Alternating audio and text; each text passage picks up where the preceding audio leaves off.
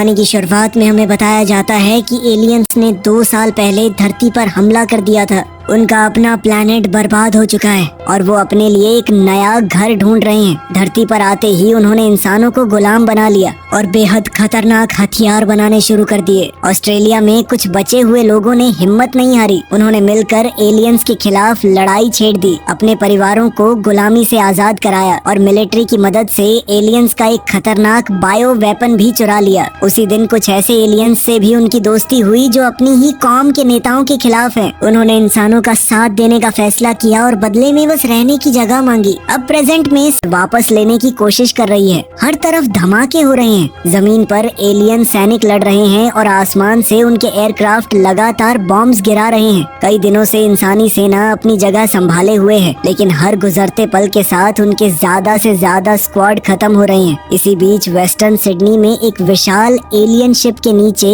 Sewer के रास्ते mat और उसकी टीम चुपचाप अंदर घुस रही है। उन्हें ये सीक्रेट रास्ता उनकी तरफ आ चुके एक एलियन ने ही बताया है। जैसे ही उन्होंने पक्का किया कि वो शिप के अंदर पहुंच गए हैं, मिलिट्री ने दर दी और जवाब में एलियंस ने तुरंत अपने एयरक्राफ्ट आसमान में उतार दिए। शिप के अंदर घुसते ही मैट की टीम को कुछ ऐसे एलियंस मिले जो गार्ड बनकर खड़े हैं, लेकिन असल में इंसानों के साथी हैं। उन्होंने अचानक अपने ही साथियों पर फायरिंग शुरू कर दी। जब एलियंस आपस में लड़ने लगे, मैट और उसकी टीम ने एक पिंजरा ढूंढ निकाला जिसमें कई इंसान कैद हैं। उन्होंने तुरंत पिंजरा बंद करने वाला सिस्टम बंद किया और सभी कैदियों को आजाद करा लिया। बाकी लोग कैदियों को लेकर निकल गए, लेकिन मैट की नजर एक और पिंजरे पर पड़ी। अंदर 3 छोटे एलियन बच्चे हैं। वो चाहता तो उन्हें मार सकता था, लेकिन उसने ऐसा नहीं किया और अपनी लड़ाई में लौट गया। लड़ते लड़ते मैट कंट्रोल रूम तक पहुंच गया। बाहर जेट्स उसे आने वाले खतरे की वार्निंग भेज रहे हैं, लेकिन उसका ध्यान कंप्यूटर में मौजूद फाइल्स पर है। तभी एक विशाल एलियन कमांडर वहां आ गया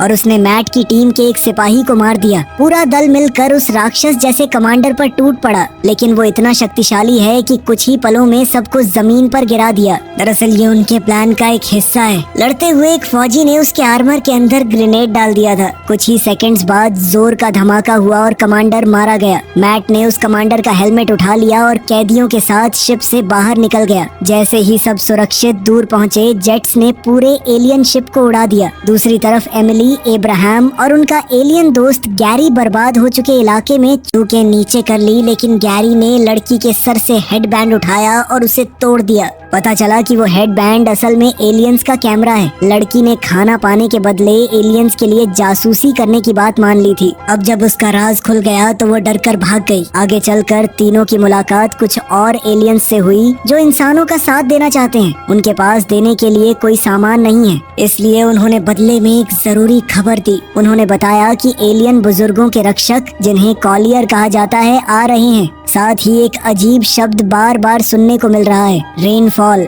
ये जानकारी लेकर सब लोग सिडनी के नीचे बने रेजिस्टेंस हेडक्वार्टर्स लौट आए। वहाँ मैट हेलमेट लेकर पहुँचा। गैरी उस हेलमेट को देखना चाहता था, लेकिन मैट ने थोड़ी मजाक मस्ती के बाद ही उसे हेलमेट दिया।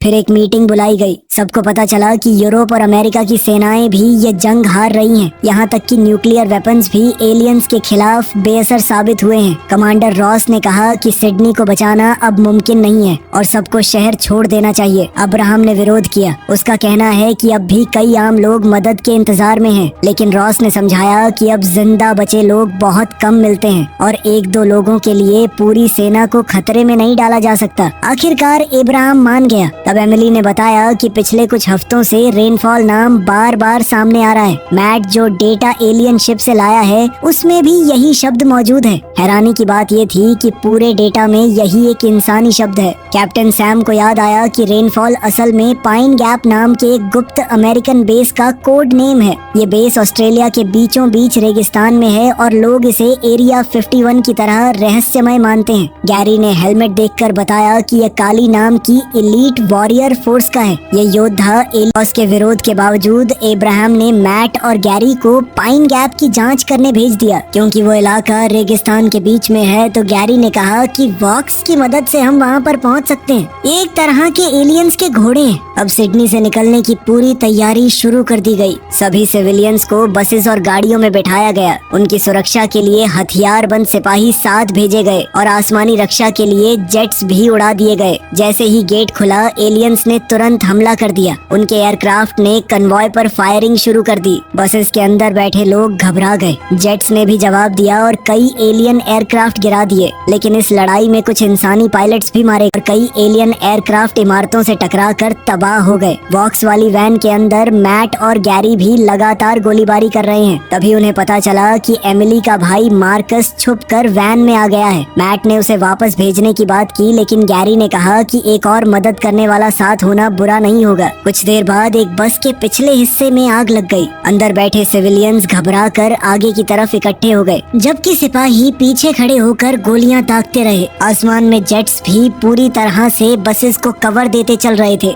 इसी समय एलियंस की जमीनी सेना ने रेजिस्टेंस हेडक्वार्टर्स पर भी हमला कर दिया। तेज गोलीबारी शुरू हो गई। जो सिविलियंस अब तक नहीं निकले थे, उन्हें एक सुरंग के रास्ते ट्रक्स तक पहुंचाया गया। रॉस ने आदेश दिया कि पहले इंसान जाएंगे और एलियन साथी बाद में। एमिली को यह फैसला बिल्कुल पसंद नहीं आया। तभी एक धमाके से पूरी सुरंग हिल गई, छत टूटने लगी। कुछ ही पलों बाद दूसरा धमाका हुआ और सब समझ गए कि एलियंस एंड लड़ रहे हैं। तब एक और बुरी खबर मिली। मोर्चे पर लड़ रहे सिपाहियों ने बताया कि एलियंस अब सिडनी के ऊपर एक बहुत बड़ा बम गिराने वाले हैं। मौके का फायदा उठाकर एमिली ने एलियन साथियों को भी ट्रक्स में चढ़ा दिया। फिर वो और एब्राहम भी लड़ाई छोड़कर ट्रक्स में बैठ गए। उनका कॉन्वॉय बिल्कुल ऐन मौके पर वहां से निकल गया। इसके बाद ऐसा बम गिराया गया कि पूरे सिडनी को निस्तनाबूद कर दिया गया। जब कॉन्वॉय गांव के इलाके में पहुंचा, मैट, मार्कस और गैरी अपने वॉक्स लेकर अलग हो गए और पाइन गैप की तरफ निकल पड़े। उधर बाकी लोग ब्लू माउंटेन्स में स्थित एक मिलिट्री बेस तक पहुंच गए। सुरक्षा के लिए सभी एलियन साथियों को अलग कर दिया गया ताकि उनकी जांच की जा सके। इस बेस की जिम्मेदारी रॉस के पास है। उसने एमिली और उसकी टीम को पूरा बेस दिखाया। ये एक पुराना मिलिट्री रिसर्च कॉम्प्लेक्स है जो 1950 के दौर में गुप्त प्रोजेक्ट्स के लिए इस्तेमाल होता था, और अब तो उन्होंने फौज का इसे एकदम एडवांस बेस बना दिया है। रॉस ने यह भी बताया कि इंसान एलियन टेक्नोलॉजी का इस्तेमाल करके अपने एयरक्राफ्ट को अपग्रेड कर रहे हैं ताकि जंग में उन्हें थोड़ा बराबर का मौका मिल सके। इसी बीच रेगिस्तान की तरफ बढ़ रहे मैट, मार्कस और गैरी ने एक हैरान कर देने वाला नजारा देखा। उनके सामने कई इंसान जान बचाकर खेतों में भाग रहे हैं, जबकि उनके ऊपर मंडरा रहे एलियन एयरक्राफ्ट लगातार उन पर फायरिंग कर रहे हैं। मार्कस उन लोगों की मदद करना चाहता है, लेकिन उनके पास कोई रास्ता नहीं है। तब उनकी नजर कुछ पहरेदारों पर पड़ी जिनके पास एक उड़ने वाली गाड़ी है। गैरी आराम से उनके पास गया और बातों में उलझा दिया। जैसे ही पहरेदारों का ध्यान हटा, मैट ने गोलीबारी शुरू कर दी। गैरी भी उसके साथ जुड़ गया और कुछ ही पलों में विमानों पर निशाना लगाने लगा। लेकिन खतरा अभी खत्म नहीं हुआ है। कुछ खतरनाक काली योद्धा उनकी तरफ बढ़ रहे हैं। गैरी ने बिना देरी किए गाड़ी उड़ा दी। मैट को एक पल के लिए लगा कि गैरी उसे छोड़कर भाग गया। तभी दुश्मन की एक और उड़ने वाली गाड़ी उसके ऊपर से निकली। मैट ने मौका देखकर उसे पकड़ लिया और लटक गया। थोड़ी ही देर में दुश्मन विमान भी पीछा करने लगे। उन्होंने गैरी की गाड़ी पर एक जोर का वार किया, लेकिन हैरानी की बात है कि उसे कोई नुकसान नहीं हुआ। मार्कस लगातार तोप चला रहा है और कई विमानों को गिरा रहा है। इसी बीच दुश्मन की दूसरी गाड़ी गैरी के पास पहुंच गई और उसकी गाड़ी को टक्कर मारने लगी। गैरी ने रफ्तार बढ़ा दी ताकि पीछा छुड़ा सके। दुश्मन गाड़ी में बैठा एलियन भी लगातार फायरिंग कर रहा है। मैट उस गाड़ी की छत पर चढ़ गया और सीधा उस एलियन से भिड़ गया। दोनों के बीच जबरदस्त हाथापाई हुई। एक समय ऐसा आया जब एलियन ने लगभग मैट को नीचे गिरा दिया, लेकिन उसी वक्त मैट ने गाड़ी का ऊपर वाला ढक्कन खोल दिया। ड्राइवर ने तुरंत उसे बंद कर दिया और मैट को दोबारा बाहर की तरफ धकेल दिया। इतने में मार्कस ने एलियन पर हमला कर दिया, जिससे मैट को थोड़ा समय मिल गया, लेकिन लड़ाई जारी रही। एलियन ने मैट की छाती पर एक बम लगा दिया। मैट ने दिमाग लगाया और वही बम अंदर ड्राइवर के पास फेंक दिया। इसके तुरंत बाद वो गाड़ी से कूद गया। कुछ ही पल बाद गाड़ी हवा में फट गई, लेकिन मुसीबत खत्म नहीं हुई। उस धमाके में एक एलियन बच गया था। वो दोबारा मैट पर टूट पड़ा। उसने मैट का चेहरा पकड़ लिया और उसे गाड़ी के जलते इंजन की तरफ धकेलने लगा। तभी अचानक एक वॉक्स दौड़ता हुआ आया। उसने एलियन को जोर से टक्कर मारी, जमीन पर गिरा दिया और उसे खा गया। मैट को गैरी और मार्कस ने वापस अपनी गाड़ी में उठा लिया। सफर के दौरान गैरी ने एक और जरूरी बात बताई। उसने कहा कि इस इलाके के एलियंस भी रेनफॉल को ढूंढ रहे हैं। उधर ब्लू माउंटेन्स वाले बेस पर एमिली और डेनिस को एहसास हुआ कि कई दिनों से उन्होंने अपने एलियन साथियों को देखा ही नहीं है। इसलिए दोनों ने रॉबिन से पूछा कि मैंने उसका सिक्योरिटी पास चुरा लिया है। डेनिस ने पहरेदारों का ध्यान भटकाया और एमिली चुपके से रेस्ट्रिक्टेड हिस्से में घुस गई। अंदर पहुंचकर उसने एक विशाल लैब देखी। वहाँ एक बड़े हिस्से में वही बायो वेपन रखा है जो मैट एलियंस से चुरा कर लाया था। एमिली ने रेडियो के जरिए डेनिस को सब बताया, लेकिन तभी तंबू के अंदर गैस भरने लगी। उसे तुरंत वहाँ से भागना पड़ा। वो एक प्लास्टिक की सुरंग से गुजरी और फिसल कर नीचे एक रास्ते में पहुँच गई। वहाँ जो उसने देखा उसने उसके होश उड़ा दिए। सभी एलियन साथी छोटी छोटी कोठरियों में बंद है। कुछ पर अत्याचार किया जा रहा है, कुछ पर एक्सपेरिमेंट्स हो रहे हैं। बहुत से एलियंस मुश्किल से जिंदा हैं और कई पहले ही मर चुके हैं। एमिली ने उन्हें आजाद करने के लिए दरवाजे खोलने की कोशिश की, लेकिन तब तक रॉस के आदमी वहाँ पहुँच गए। उन्होंने उसे घेर लिया और पकड़ लिया। दूसरी तरफ मैट, गैरी और मार्कस ने वॉक्स के साथ एक जगह डेरा लगा लिया। मैट अब भी एलियंस पर पूरी तरह भरोसा नहीं कर पा रहा है। तभी दूर पहाड़ों की तरफ से एक भयानक दहाड़ सुनाई दी। गैरी ने आवाज पहचान ली। वो ज़ाइलिक है। ज़ाइलिक एक विशाल शिकारी जानवर है जो वॉक्स को खालियों का कोई असर नहीं हुआ। राक्षस सीधा वॉक्स की तरफ बढ़ने लगा। मैट उनकी मदद के लिए भागा, लेकिन अचानक एक धमाका हुआ और पास खड़ी गाड़ी उड़ गई। मैट जोर से दूर जा गिरा। ये धमाका दो काली योद्धाओं ने किया है। गैरी तुरंत उनसे भिड़ गया। उसने अपनी एलियन पिस्टल से एक को मार गिराया, लेकिन दूसरे काली योद्धा ने तलवार के एक वार से उसका हथियार गिरा दिया और रेनफॉल का ठिकाना पूछने लगा। गैरी मुस्कुराया और अपनी तलवार निकाल ली। अब दोनों के बीच तलवारों की भयानक टक्कर शुरू हो गई। गैरी एक अच्छा फाइटर है, लेकिन सामने वाला और ज्यादा खतरनाक था। उधर मार्कस ज़ाइलिक पर फायरिंग करता रहा और वॉक्स भी जानवर से लड़ते रहे, लेकिन ज़ाइलिक ने एक वॉक्स को गिरा दिया और मार्कस को भी जोर से टक्कर मारकर बेहोश कर दिया। अब वो मार्कस को खाने ही वाला है। मैट ने उस पर फायरिंग की, लेकिन उसके हथियार की ऊर्जा खत्म हो गई। ज़ाइलिक ने मुंह खोला और मैट की तरफ बढ़ा। तभी एक जोर का धमाका हुआ। एक ताकतवर बॉम्ब सीधा ज़ाइलिक से टकराया और वो तुरंत मर गया।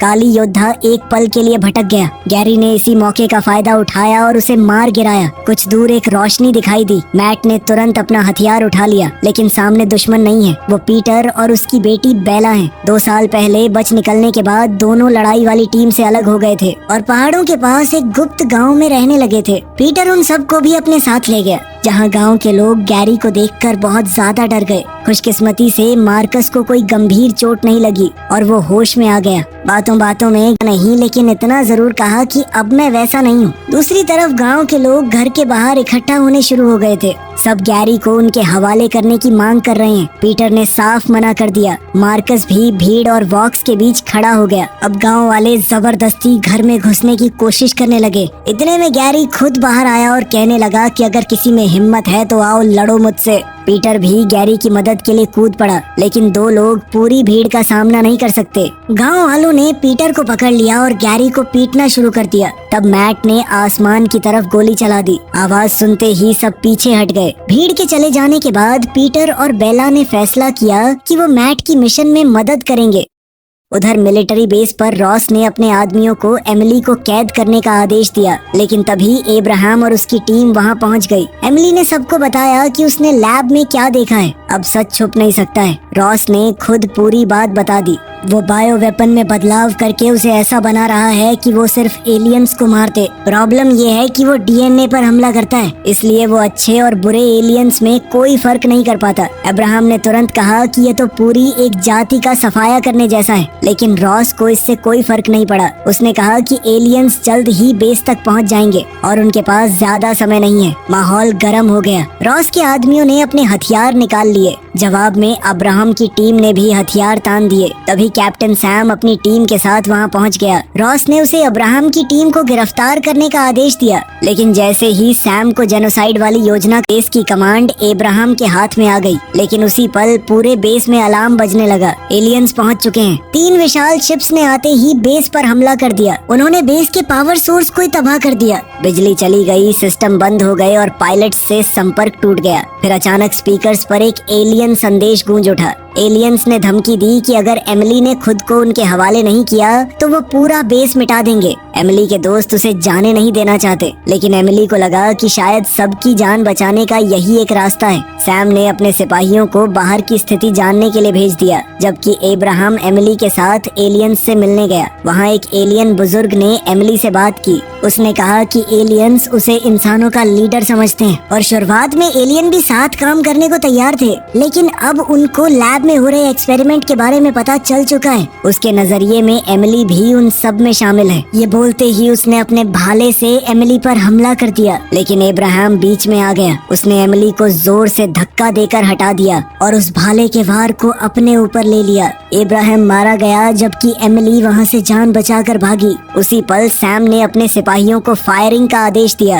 एलियंस ने भी तुरंत जवाब दिया और देखते ही देखते पूरा इलाका आग और गोलीबारी में डूब गया। बेस के अंदर सब लोग बाहर का दृश्य स्क्रीन पर देख रहे हैं। इसी अफरा तफरी का फायदा उठाकर एक सिपाही ने रॉस को आजाद कर दिया। आजाद होते ही रॉस ने बंदूक थाम ली और सबको धमकाने लगा कि जो भी उसकी बात नहीं मानेगा उसका अंजाम बुरा होगा। जब एक महिला सिपाही ने उसे शांत करने की कोशिश की, रॉस ने बिना सोचे उसे गोली मार दी। फिर उसने अपने आदमियों को बायो वेपन तैयार करने का हुक्म दिया। बाहर एलियन हमले की वजह से पूरा बेस कांप रहा है। इसी बीच डेनिस ने आम लोगों को सुरक्षित जगह भेजना शुरू कर दिया।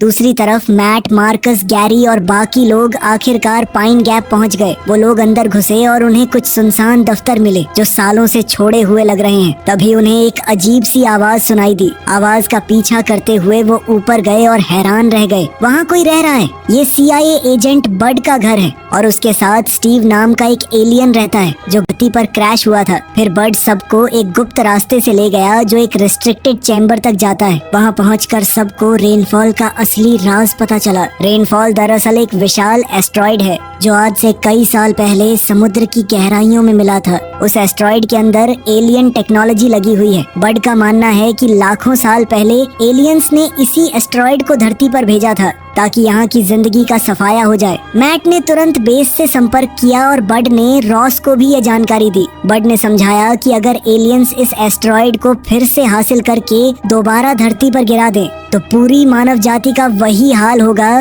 जो कभी डायनासोर्स का हुआ था। रॉस ने ये सुनते ही एक खतरनाक योजना बना ली। उसने सोचा कि एस्ट्रॉइड के अंदर बायो वेपन रख दिया जाए। जब एलियंस उसे ले जाएंगे तब वही हथियार उनके खिलाफ काम करेगा। जैसे ही गैरी ने बायो वेपन का नाम सुना वो गुस्से से भर गया। उसने कंप्यूटर तोड़ना शुरू कर दिया और संपर्क टूट गया। मैट ने उसे जोर से धक्का दिया। गैरी पीछे गिरकर सीधा एस्ट्रॉइड से टकरा गया। तभी एस्ट्रॉइड तेज रोशनी से चमक उठा। कुछ ही पल में उसने अपनी जगह का संकेत एलियन बुजुर्ग तक भेज दिया। स्टीव ये देखकर सन्न रह गया। उसने कहा कि ये काम सिर्फ कॉलियर कर सकते हैं। इसका मतलब गैरी के सामने खड़ा हो गया। पीटर ने भी मैट को समझाया कि गैरी उनका दोस्त है और पूरी एक जाति का सफाया करना गलत होगा। आखिर सबने फैसला किया कि बायो वेपन का इस्तेमाल नहीं करेंगे, इसके बजाय एस्ट्रॉइड को ही उड़ा देंगे। लेकिन उससे पहले ही अचानक बिजली चली गई। कुछ ही पलों में हवा के रास्तों और एलिवेटर शाफ्ट से कई एलियंस कमरे में घुस आए। इंसानों ने गोलीबारी शुरू कर दी, जबकि गैरी अपनी तलवार लेकर दुश्मनों पर टूट पड़ा। उसकी काली ट्रेनिंग साफ नजर आ रही है। वो एक के बाद एक एलियन को तलवार से काट रहा है। पीटर ने कुछ गैस कैनिस्टर्स पर गोली चला दी। जोरदार धमाका हुआ और कई दुश्मन एक साथ मर गए। लेकिन मुश्किल ये थी कि जितने एलियंस मारे जा रहे हैं उससे ज्यादा अंदर घुसते जा रहे हैं। आखिर टीम ने फैसला किया कि लड़ाई में समय बर्बाद करने के बजाय एस्ट्रॉइड तक पहुंचना ज्यादा जरूरी है। वो लोग कॉरिडोर की तरफ दौड़े, लेकिन वहाँ भी एलियंस रास्ता रोके खड़े हैं। तभी वॉक्स उन पर टूट पड़े। उन्होंने एलियंस को जमीन पर गिरा दिया और उन्हें खाना शुरू कर दिया। उधर बेस पर सैम के सिपाही आखिरी दम तक लड़ रहे हैं। हालात बहुत बुरे हैं, लेकिन किसी ने हार नहीं मानी। आसमान में जेट्स ने भी उड़ान भरी और आम मिसाइल से एलियन विमानों को गिराना शुरू किया। साथ ही उनके पास बायो वेपन वाले मिसाइल्स भी तैयार रखे गए हैं। इसी दौरान एमिली चुपके से अंदर पहुंच गई और डेनिस के साथ मिलकर कम्युनिकेशन ऑफिसर को डरा कर भगा दिया। डेनिस ने सिग्नल बदला और रॉबिन से संपर्क किया। एमिली ने उसे लैब के एक्सपेरिमेंट और जेनोसाइड वाली योजना के बारे में सब बता दिया, लेकिन बदकिस्मती से यह संदेश सिर्फ रॉबिन तक नहीं गया। पूरे बेस ने उसे सुन लिया। रॉस ने भी रॉबिन से संपर्क किया और उसे अपने पुराने आदेश याद दिलाए। रॉबिन ने पीछे हटने का फैसला किया और दूसरे पायलट्स को भी वही करने को बोला, लेकिन रॉस का वफादार शिप में दाग दिया। मिसाइल लगते ही शिप आसमान से गिरने लगा, साथ ही जहरीली गैस फैल गई और बाहर मौजूद कई एलियंस मरने लगे। मौका देखकर सैम और उसके सिपाही अंदर घुस गए और रॉस के आदमियों पर फायरिंग शुरू कर दी, लेकिन रॉस पिछले दरवाजे से भाग निकला। अपने आदमियों को मरने के लिए छोड़कर वो सीधा नीचे वाली लैब में पहुंच गया। वहां उसे पता चला कि गैस को कैद खानों तक पहुंचने में अभी समय लगेगा। उधर कम्युनिकेशन रूम में एमिली और डेनिस को ढूंढ लिया गया। दोनों गोलीबारी में फंस गए। डेनिस ने एमिली से कहा कि तुम जाओ, मैं इन्हें संभालता हूँ। एमिली अकेली लैब की तरफ दौड़ पड़ी। वहाँ पहुंचकर उसने एक वैज्ञानिक को बेहोश कर दिया और फिर सीधा रॉस के सामने जा खड़ी हुई। दोनों के बीच हाथापाई शुरू हो गई। रॉस ने एमिली को बुरी तरह पीटा। एमिली ने पास रखे गैस सिलेंडर से उस पर वार किया और कंट्रोल पैनल तक पहुंचने की कोशिश की, लेकिन रॉस ने उसका गला पकड़ लिया। सांस रुकने लगी, फिर भी एमिली इतनी पास है कि उसने एक बटन दबा दिया। बटन दबते ही टेंट के अंदर गैस छूट गई। एमिली भागकर बाहर निकल गई और दरवाजा बंद कर दिया। रॉस अंदर ही फंस गया। कुछ देर बाद उसकी सांस घुटने से मौत हो गई। थोड़ी देर बाद स्पीकर्स पर सैम की आवाज गूंजी। उसने घोषणा की रॉस मर चुका है और अब बेस की कमांड उसके पास है। ये सुनते ही डेनिस पर हमला कर रहे सिपाहियों ने फायरिंग रोक दी। उधर पाइन गैप में सब लोग एस्ट्रॉयड के कमरे वाले कॉरिडोर में पहुंच गए। एलियंस उनके बिल्कुल पीछे हैं, लेकिन लड़ाई शुरू होने से पहले ही एलियन शिप ने एक खास बीम का इस्तेमाल किया। पूरा बेस हिलने लगा और एस्ट्रॉयड वाला कमरा धीरे धीरे ऊपर उठने लगा। कॉरिडोर बीच से टूटकर दो हिस्सों में बंटने लगा। गैरी उस हिस्से में फंस गया जो नीचे गिर रहा है। उसके साथ कई एलियंस भी गिरने लगे। ज्यादातर एलियंस गहराई में गिरकर मर गए। सिर्फ गैरी और एक दुश्मन कुछ केबल्स पकड़कर लटक रहे हैं। बेला ने तुरंत अपना चाकू निकाला और कुछ केबल्स काट दिए। दुश्मन का संतुलन बिगड़ गया और वो नीचे गिर गया। जब कॉरिडोर पूरी तरह टूटने लगा, मैट दौड़ कर आया और गैरी का हाथ पकड़ लिया। आखिरी पल में उसने गैरी को बचा लिया। उस वक्त मैट ने उसे भाई कहकर पुकारा। ये पहली बार है जब उसने गैरी को पूरी तरह अपना माना। तब तक एलियन शिप एस्ट्रॉयड को अपने अंदर वापस से समा चुकी थी। नीचे सब लोग बेबस होकर बस उसे देखते रहे। बेस पर एमिली ने कैद एलियंस को आजाद कर दिया। कुछ एलियंस गैस की वजह से फिर भी बच नहीं सके। जब ट्रक सिविलियंस और कुछ सुरक्षा कर्मियों को लेकर निकले, तब सिपाही और पायलट्स पीछे रुक गए ताकि दुश्मन का ध्यान अपनी तरफ खींच सके। आखिरकार पूरा बेस तबाह हो गया। रॉबिन भी दूसरे पायलट्स के साथ लड़ते हुए मारी गई। कुछ समय बाद सभी बचे हुए लोग पहाड़ी गांव में पहुंच गए। पीटर भी वापस लौट आया। अब सबको मिलकर एक नई योजना बनानी है ताकि अपने साथियों को बचा सकें और आने वाली लड़ाई के लिए तैयार।